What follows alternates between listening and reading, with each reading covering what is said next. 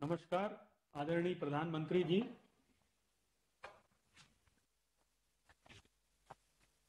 पिछले 2 वर्षों से लगातार हो रहे रोजगार मेलों की श्रृंखला ने युवा सशक्तिकरण और देश के विकास में उनकी भागीदारी को सुनिश्चित किया है। आज के रोजगार मेले में एक बार फिर से 51,000 से अधिक युवा केंद्र सरकार के विभिन्न विभागों से अपने नियुक्ति पत्र प्राप्त करने जा रहे हैं। इस कार्यक्रम को आरंभ करने के लिए मैं सर्वप्रथम माननीय राज्य मंत्री डॉक्टर जितेंद्र सिंह जी से स्वागत संबोधन के लिए अनुरोध करता हूं। परम आदरणीय प्रधानमंत्री जी, रोजगार मेला का ये क्रम जो आपकी प्रेरणा और आपकी कल्पना से 22 अक्टूबर 2022 को प्रारंभ किया गया था, उसका एक और आयोजन, एक और किस्त लेकर के हम आज फिर से आपके सामने उपस्थित हैं। हर बार की तरह आज भी आपने अपने बहुमूल्य समय से कुछ एक पल निकाल करके हमारे बीच रह करके हमारी हौसला अफजाई की है। आपका बहुत बहुत आभार। हर बार की तरह आज भी देश के भिन्न भिन्न क्षेत्रों से 40 स्थान इस कार्यक्रम से जुड़ चुके हैं जो आपका संबोधन सुनने के लिए मुंतजर हैं। हर बार की तरह इस बार भी आपके द्वारा बटन दबाते ही एक ही वक्त में 51,000 से अधिक नियुक्ति पत्र जारी कर दिए जाएंगे, जिनको प्राप्त करने वाले उम्मीदवार भारत के भिन्न भिन्न राज्यों एवं केंद्र शासित प्रदेशों में फैले हुए हैं। नियुक्ति पत्र के साथ ही इन सभी कर्मियों को मिशन कर्मयोगी प्रारंभ का विकल्प भी उपलब्ध करवा दिया जाएगा, ताकि वो अपने नए दायित्व के निर्वाह के लिए अपने आप को प्रशिक्षित कर सके।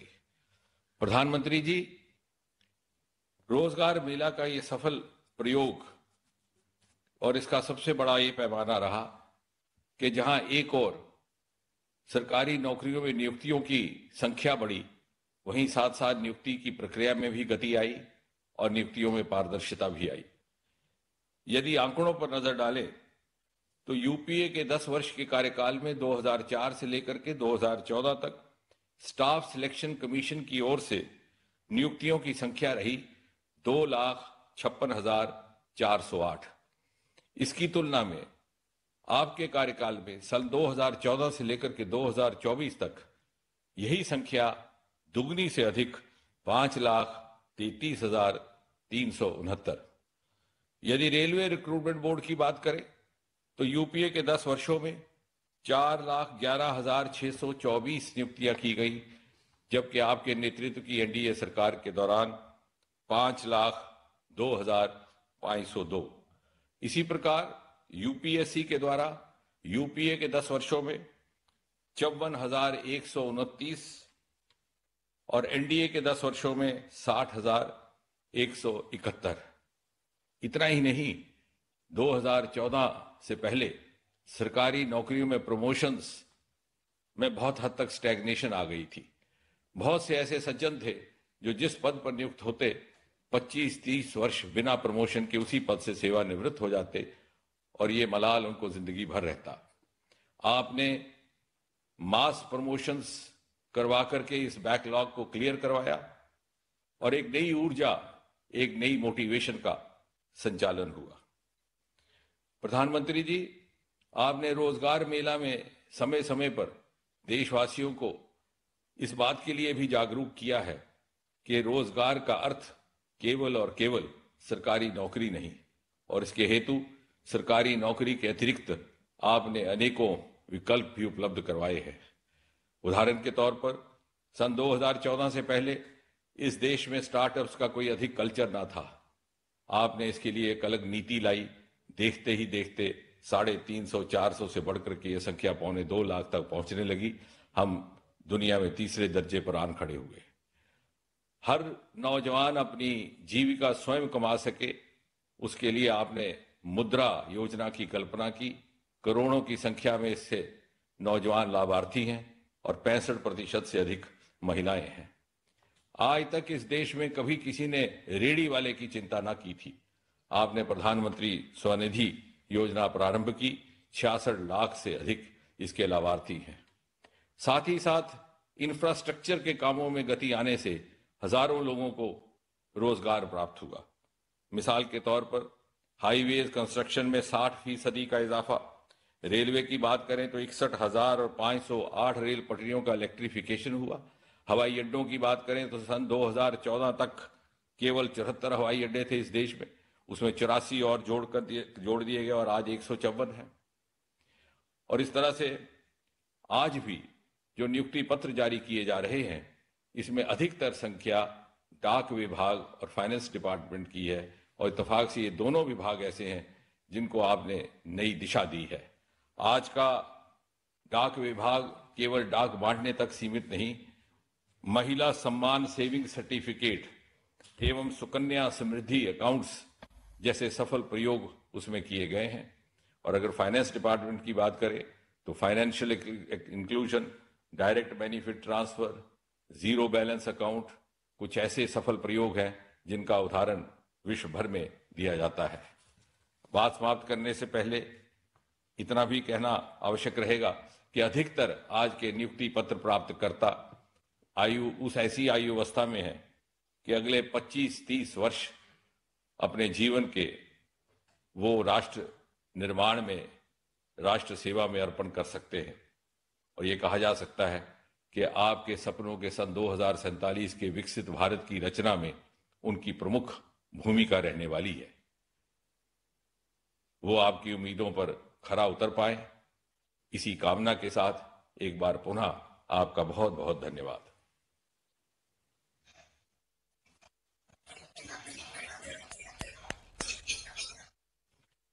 धन्यवाद माननीय मंत्री जी। रोजगार मेले की आज की कड़ी, जहां एक ओर युवाओं की अपार क्षमता के अनुरूप सृजित होते नए अवसरों का संदेश लाई है, वहीं दूसरी ओर विकसित युवाओं की ऊर्जा से विकसित भारत के सुदृढ़ होते संकल्प का भी संदेश लाई है।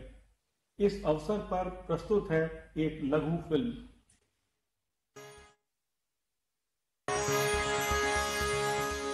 बीते एक दशक में भारत तेज गति से चल पड़ा है। विराट संकल्प, अटूट विश्वास, तेज और सर्वस्पर्शी विकास के पथ पर। और ये संभव हुआ है प्रधानमंत्री श्री नरेंद्र मोदी जी के विजन, निर्णायक फैसलों और नीतियों के कारण। देश जब आजादी की शताब्दी मनाएगा, भारत की आजादी के जब 100 साल होंगे, वो शताब्दी हम विकसित भारत के रूप में मनाएंगे। आज भारत दुनिया की टॉप 5 अर्थव्यवस्थाओं में शामिल है और 140 करोड़ देशवासियों के सामूहिक प्रयासों से विकसित भारत के संकल्प को लेकर तेजी से आगे बढ़ रहा है। भारत की इस विकास यात्रा की अहम भागीदार है हमारी युवा शक्ति। युवाओं के सामर्थ्य, हौसलों और आकांक्षाओं की पूर्ति के लिए भारत सरकार ने बीते 10 सालों में रोजगार, स्वरोजगार और फ्यूचर रेडी स्किलिंग के अनेकों नए मौके बनाने के लिए समग्र और सतत प्रयास किए हैं। आज देश में युवाओं के लिए नए नए सेक्टर खुल रहे हैं। आज भारत दुनिया का तीसरा सबसे बड़ा स्टार्टअप इकोसिस्टम है।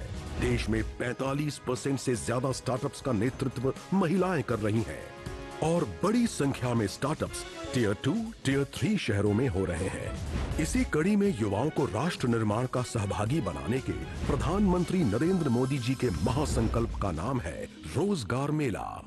भारत सरकार में भर्ती की प्रक्रिया को पूरी तरह पारदर्शी, समयबद्ध और तकनीक आधारित बना दिया गया है। अब हर युवा को अपनी योग्यता साबित करने का समान अवसर मिलने लगा है। पहले की सरकार ने अपने 10 साल में जितनी सरकारी नौकरियां दी थी, उससे लगभग 1.5 गुना ज्यादा सरकारी नौकरियां बीते 10 साल में दी गई हैं।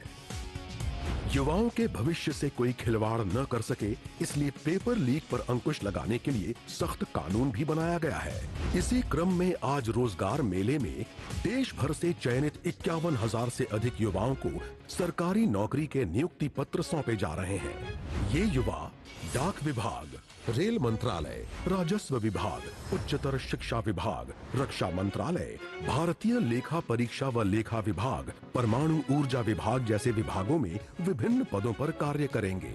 इन चयनित कर्मयोगियों को आईगॉट यानी इंटीग्रेटेड गवर्नमेंट ऑनलाइन ट्रेनिंग कर्मयोगी पोर्टल पर प्रशिक्षण लेने और अपने कौशल को संवारने का मौका मिलेगा। प्रधानमंत्री श्री नरेंद्र मोदी के नेतृत्व में विकास की इस अभूतपूर्व यात्रा में राष्ट्र निर्माण के लिए समर्पित हमारे युवा बड़ी भूमिका निभाएंगे और इस यात्रा को नई ऊर्जा और गति देंगे।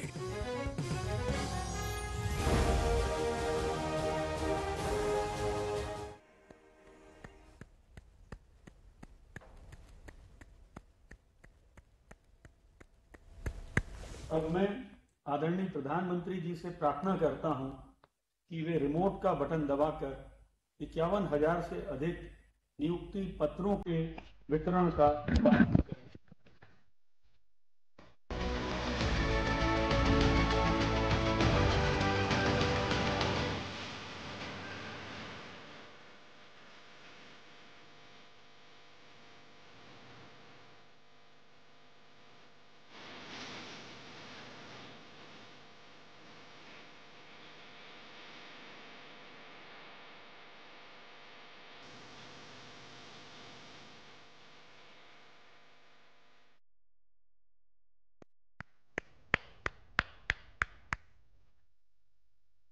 मैं आदरणीय प्रधानमंत्री जी से निवेदन करता हूं कि रोजगार मेले के इस विशेष अवसर पर अपने आशीर्वचनों से हम सभी को तथा राष्ट्र की युवा शक्ति को संबोधित करें।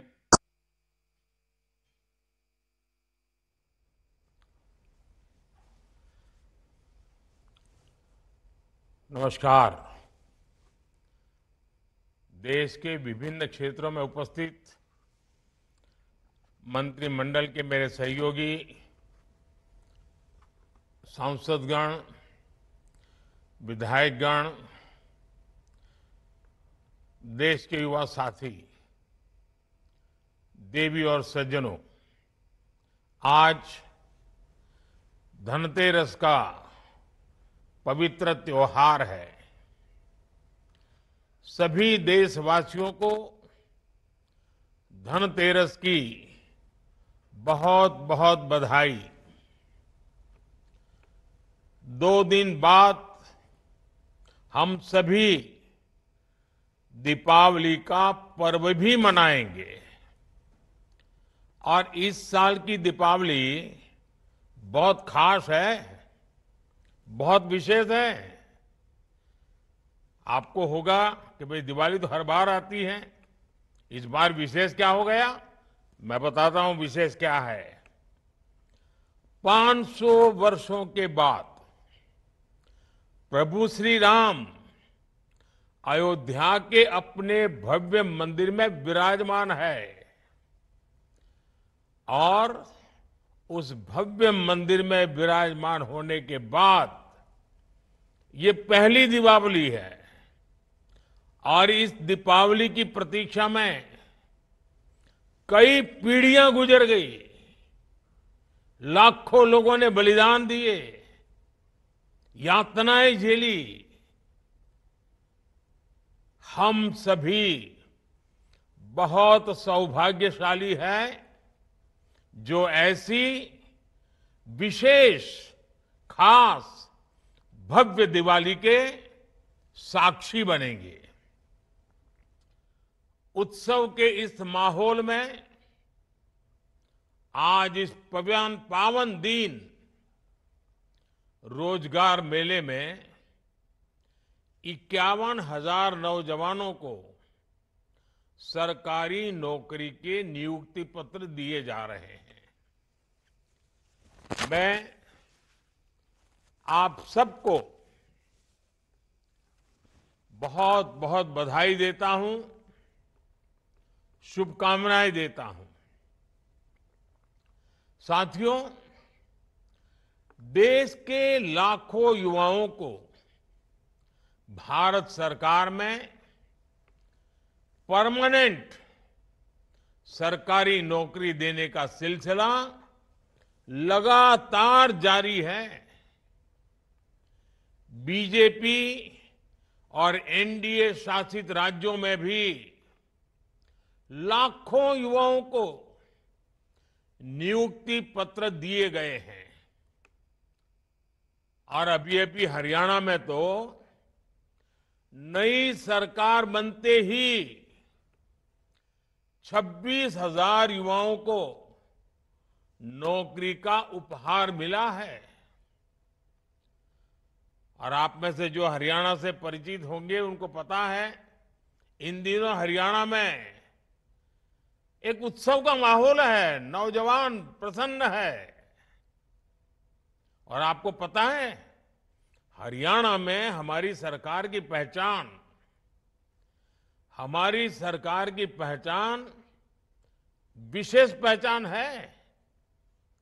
वहां की सरकार की पहचान है, वो नौकरी देती तो है, लेकिन बिना खर्ची, बिना पर्ची वहां नौकरी देती है।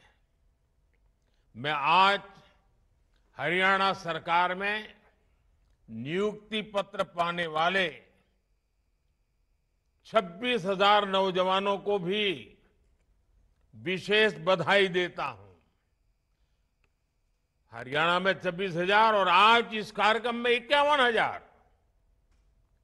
साथियों, देश के युवाओं को ज्यादा से ज्यादा रोजगार मिले, ये हमारा कमिटमेंट है। सरकार की नीतियां और निर्णयों का भी रोजगार सृजन पर सीधा प्रभाव होता है। आज expressway, highway, road, rail, port, airport, fibre line बिछाने का काम, देश के कोने कोने में मोबाइल टावर लगाने का काम, नए नए उद्योगों का विस्तार, देश के कोने कोने तक, कोने कोने में हो रहा है। नए इंडस्ट्रियल शहर बनाए जा रहे हैं। पानी की पाइपलाइन, गैस की पाइपलाइनें बिछाई जा रही है। बड़ी संख्या में स्कूल, कॉलेज, यूनिवर्सिटी खोले जा रहे हैं। इंफ्रास्ट्रक्चर पर पैसे खर्च कर सरकार लॉजिस्टिक्स की लागत कम करने की कोशिश कर रही है। इन सारे कामों से देश के लोगों को सुविधा तो मिल ही रही है, लेकिन साथ साथ करोड़ों की संख्या में रोजगार के भी नए मौके बन रहे हैं। साथियों, अभी कल ही मैं वडोदरा में था। वहां मुझे डिफेंस सेक्टर के लिए एयरक्राफ्ट बनाने वाली फैक्ट्री का उद्घाटन करने का अवसर मिला।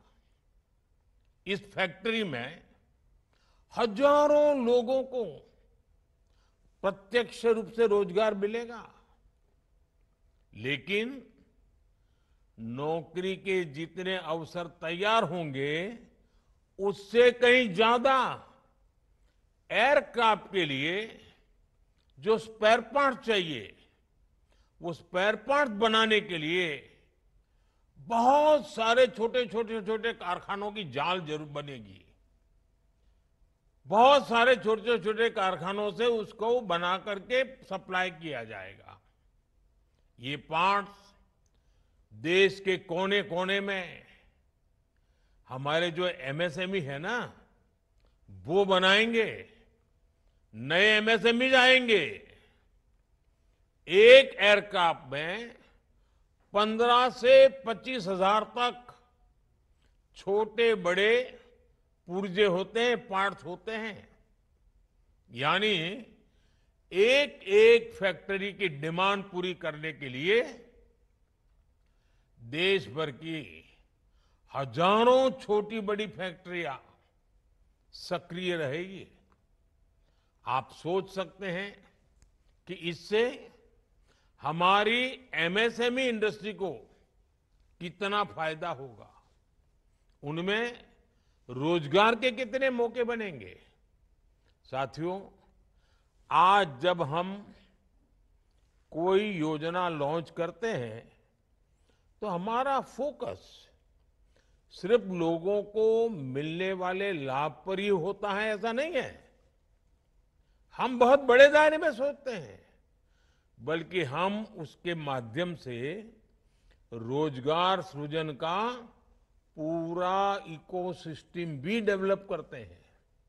जैसे पीएम सूर्यघर मुफ्त बिजली योजना। अब यूं तो लगता है कि अब लोगों को मुफ्त बिजली मिले, इसके लिए योजना आई है, लेकिन उसकी बारीकी में जाएंगे तो क्या दिखेगा। अब देखिए, पिछले 6 महीने में 1.25 करोड़ 1.5 करोड़ करीब लोगों ने, ग्राहकों ने इस योजना के लिए अपना रजिस्ट्रेशन कराया है। 9,000 से ज्यादा वेंडर्स योजना के साथ जुड़ चुके हैं जो ये फिटिंग का काम करेंगे। 5 लाख से ज्यादा घरों में सोलर पैनल लगाए जा चुके हैं। आने वाले दिनों में इस योजना के तहत एक मॉडल के रूप में देश के अलग अलग कोने में 800 सोलर विलेज बनाने की तैयारी है। अब तक 30,000 लोगों ने रूफटॉप पर सोलर इंस्टॉलेशन की ट्रेनिंग ली है। यानी इस एक योजना ने मैन्युफैक्चरर्स, वेंडर्स, असेंबलर्स और रिपेयरर्स के लिए रोजगार के लाखों नए अवसर तैयार कर दिए हैं। पीएम सूर्यघर मुफ्त बिजली योजना से देश में रोजगार के लाखों नए अवसर बनने जा रहे हैं। साथियों, मैं एक और उदाहरण देता हूं आपको, और मैं आज छोटे छोटे गांव से जुड़े उदाहरण दे रहा हूं आपको। अब खादी की चर्चा तो हमारे देश में आजादी के समय से हो रही है, लेकिन आज खादी ग्रामोद्योग क्या कमाल कर रहा है। पिछले 10 वर्षों में हमारी सरकार की नीतियों ने खादी ग्रामोद्योग, इसकी पूरी तस्वीर ही बदल दी है। और तस्वीर ही बदली ऐसा नहीं है, गांव के इस काम से जुड़े लोगों की तकदीर भी बदल दी है। आज 1 साल में खादी ग्रामोद्योग 1.5 लाख करोड़ रुपए से ज्यादा का कारोबार कर रहा है। अगर 10 साल पहले की स्थिति से तुलना करें, जैसे अभी डॉक्टर जितेंद्र सिंह जी सरकारी नौकरी के पुराने और नई सरकार के आंकड़े दे रहे थे, कितने चौंकाने वाले थे आप देखिए। मैं यहां एक और बात बता रहा हूं, अगर हम यूपीए की और एनडीए की सरकार की तुलना करें खादी के संबंध में, तो आज खादी की बिक्री यूपीए की सरकार से 400% तक ज्यादा बढ़ गई है। जब कारोबार बढ़ रहा है तो इसका मतलब है कि इससे जुड़े कारीगरों, बुनकरों, व्यापारियों को भी बहुत बड़ा फायदा हो रहा है। इस क्षेत्र में नए लोगों को अवसर मिल रहे हैं, बड़ी संख्या में रोजगार का सृजन हो रहा है। इसी तरह हमारी लखपति दीदी योजना ने ग्रामीण महिलाओं को रोजगार और स्वरोजगार के नए साधन दिए हैं। पिछले एक दशक में 10 करोड़ महिलाएं सेल्फ हेल्प ग्रुप से जुड़ी हैं। और आपको मालूम है, self help group economic activity करता है, कुछ न कुछ करके कमाई करता है। मतलब 10 करोड़ महिलाएं जो कमाने लगी है, रोजगार स्वरोजगार के कारण उनके घर में पैसे आ रहे हैं, अपनी मेहनत से आ रहे हैं। ये 10 करोड़ का आंकड़ा और सिर्फ महिलाओं का, ये बहुत लोग हैं उनको नजर नहीं आता है। और सरकार ने इन्हें पूरी तरह सपोर्ट किया है, संसाधन में सपोर्ट, धन देने में सपोर्ट। ये महिलाएं किसी ना किसी रोजगार से आय अर्जित कर रही हैं, कमाई कर रही है। हमारी सरकार ने इनमें से 3 करोड़ महिलाओं को लखपति दीदी बनाने का लक्ष्य रखा है। मामूली इनकम नहीं, हम इनकम भी बढ़ाना चाहते हैं। अब तक करीब 1.25 करोड़ महिलाएं लखपति दीदी बन चुकी हैं। मतलब उनकी एक साल की इनकम 1 लाख रुपए से ज्यादा हो गई है। और ये हर वर्ष कमाने वाले हैं। साथियों, आज भारत दुनिया की तीसरी सबसे बड़ी अर्थव्यवस्था बनने की दिशा में आगे बढ़ रहा है। देश की ये तरक्की देख देश का युवा ये भी पूछता है, और स्वाभाविक है, उसके मन में सवाल है कि जो गति आज है, जो विस्तार आज है, वो गति पहले क्यों नहीं पकड़ी? इसका जवाब है, पहले की सरकारों में नीति और नियत दोनों का अभाव था। साथियों, आप याद करिए, पहले ऐसे कितने ही सेक्टर थे जिनमें भारत लगातार पिछड़ता जा रहा था। खासकर टेक्नोलॉजी के क्षेत्र में दुनिया में नई नई टेक्नोलॉजीज आती थी, लेकिन भारत में हम उनका इंतजार करते रहते थे, सोचते थे भाई ये दुनिया में तो आया, हमारे यहां कब आएगा। जो टेक्नोलॉजी पश्चिमी देशों में आउटडेटेड हो जाती थी, निकम्मी हो जाती थी, तब जाकर के वो हमारे यहां पहुंचती थी। ये सोच बना दी गई थी कि हमारे देश में आधुनिक टेक्नोलॉजी डेवलप हो ही नहीं सकती। इस मानसिकता से कितना बड़ा नुकसान हुआ। भारत न केवल आधुनिक विकास की दौड़ में पिछड़ता चला गया, बल्कि रोजगार के सबसे महत्वपूर्ण सोर्स भी हमसे दूर होते चले गए। आधुनिक विश्व में जिन उद्योगों से रोजगार पैदा होता है, जब वही नहीं होंगे तो रोजगार कैसे मिलेगा? इसलिए हमने पुरानी सरकारों की उस पुरानी सोच से देश को आजाद कराने के लिए काम शुरू किया है। स्पेस सेक्टर से लेकर सेमीकंडक्टर तक, इलेक्ट्रॉनिक्स से लेकर इलेक्ट्रिक व्हीकल तक, हमने हर नई तकनीक में मेक इन इंडिया को आगे बढ़ाया।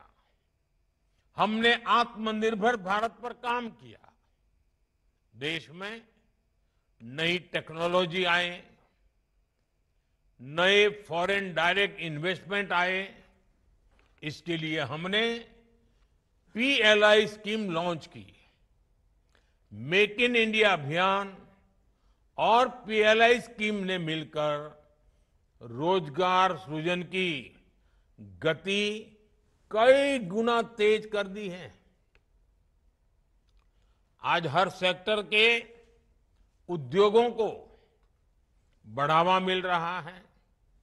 इससे अलग अलग फील्ड के युवाओं के लिए नए मौके बन रहे हैं। आज देश में भारी निवेश हो रहा है और रिकॉर्ड अवसर बन रहे हैं। पिछले 8 वर्षों में 1.5 लाख से ज्यादा स्टार्टअप्स लॉन्च हुए हैं। आज भारत में दुनिया का तीसरा सबसे बड़ा स्टार्टअप इकोसिस्टम है। इन सारे सेक्टर्स में हमारे युवाओं को आगे बढ़ने का मौका मिल रहा है, उन्हें रोजगार मिल रहा है। साथियों, भारत के युवाओं की क्षमता बढ़ाने के लिए आज उनके स्किल डेवलपमेंट पर सरकार का बहुत फोकस है। इसलिए हमने स्किल इंडिया जैसे मिशन शुरू किए। आज सैकड़ों कौशल विकास केंद्रों में युवाओं को ट्रेनिंग दी जा रही है। हमारे युवाओं को एक्सपीरियंस और अपॉर्चुनिटी के लिए भटकना न पड़े, हमने इसकी भी व्यवस्था की है। प्रधानमंत्री इंटर्नशिप योजना के तहत भारत की टॉप 500 कंपनीज में पेड इंटर्नशिप का प्रावधान किया गया है। हर इंटर्न को 1 साल तक 5,000 रुपया प्रति माह दिया जाएगा। हमारा लक्ष्य है कि अगले 5 वर्षों में 1 करोड़ युवाओं को इंटर्नशिप का अवसर मिले। इससे युवाओं को अलग अलग सेक्टर्स में रियल लाइफ बिजनेस एनवायरनमेंट से जुड़ने का मौका मिलेगा। उनका ये अनुभव उनके कैरियर के लिए बहुत लाभकारी होगा। साथियों, विदेशों में भी भारतीय युवाओं को आसानी से नौकरी मिले, इसके लिए भी भारत सरकार नए मौके बना रही है। हाल में ही जर्मनी ने, आपने अखबार में पढ़ा होगा, जर्मनी ने भारत के लिए स्किल वर्कफोर्स स्ट्रेटेजी जारी की है। जर्मनी ने स्किल्ड भारतीय युवाओं को, जिनके पास हुनर है, ऐसे भारतीय युवाओं को हर वर्ष, पहले कभी 20,000 लोगों को वीजा मिलता था, इन्होंने ऐसे नौजवानों के लिए हर वर्ष 90,000 वीजा देने का तय किया है। मतलब 90,000 लोगों को वहां रोजगार के लिए जाने का अवसर मिलेगा। और इसका बहुत बड़ा फायदा हमारे युवाओं को होगा। भारत ने हाल के वर्षों में 21 देशों के साथ माइग्रेशन और रोजगार से जुड़े समझौते किए हैं। इनमें गल्फ कंट्रीज के अलावा Japan, Australia, France, Germany, Mauritius, Israel, UK और इटली जैसे बहुत आर्थिक रूप से संपन्न देश शामिल हैं। यूके में काम करने, पढ़ाई करने हर साल 3,000 भारतीय 2 साल का वीजा हासिल कर सकते हैं। ऑस्ट्रेलिया में हर साल हमारे 3,000 छात्रों को पढ़ाई करने का अवसर मिलेगा। भारत का टैलेंट भारत की प्रगति ही नहीं, बल्कि विश्व की प्रगति में भी बढ़ चढ़ करके उसका हिस्सा बढ़ता जा रहा है और हम इस दिशा में आगे बढ़ रहे हैं। साथियों, आज सरकार की भूमिका एक ऐसा आधुनिक सिस्टम तैयार करने की है जहां हर युवा को अवसर मिले और वो अपनी एस्पिरेशंस को पूरा कर सके। इसलिए आप चाहे जिस पद पर हो, आपका लक्ष्य यही होना चाहिए कि युवाओं को, नागरिकों को ज्यादा से ज्यादा सहूलियत मिले। साथियों, आपको सरकारी नौकरी मिलने में देश के टैक्स पेयर और नागरिकों का अहम योगदान है। हम अपने नागरिकों की वजह से हैं, हम जो कुछ भी हैं देश के नागरिकों के कारण है। हमें जो अवसर मिल रहे हैं उनके कारण मिल रहे हैं और नागरिकों की सेवा के लिए ही हमें ये नियुक्ति मिली है। बिना खर्ची, बिना पर्ची, ये नौकरी का जो नया कल्चर है ना, हमें भी ये कर्ज चुकाना है नागरिकों की सेवा करके, उनके जीवन की मुसीबतें कम करके। और हम किसी भी पोस्ट पर क्यों ना हो, हमारा दायित्व कोई भी क्यों ना हो, चाहे पोस्टमैन पद का पद हो या प्रोफेसर का, हमारा काम देशवासियों की सेवा करना है। गरीब से गरीब की सेवा करना है। दलित हो, पीड़ित हो, आदिवासी हो, महिलाएं हो, नौजवान हो, जिसकी भी सेवा करने का मौका मिले, हमें उसे अपना भाग्य मान करके देशवासियों की सेवा करनी चाहिए। आप उस समय भारत सरकार में नौकरी के लिए आए हैं जब देश ने विकसित भारत का संकल्प लिया है। इस लक्ष्य को पाने के लिए हमें हर सेक्टर में बेहतर प्रदर्शन करना होगा और ये आप जैसे नौजवान साथियों के बिना संभव नहीं होगा। इसलिए आपको सिर्फ अच्छा काम करना है इतना ही नहीं है, बल्कि आपको सबसे बेहतर करके दिखाना है। हमारे देश में सरकारी कर्मचारी ऐसे होने चाहिए जिनकी मिसाल उदाहरण के रूप में दुनिया भर में उनकी चर्चा होनी चाहिए। देश को हमेशा हमसे अपेक्षा हो बहुत स्वाभाविक है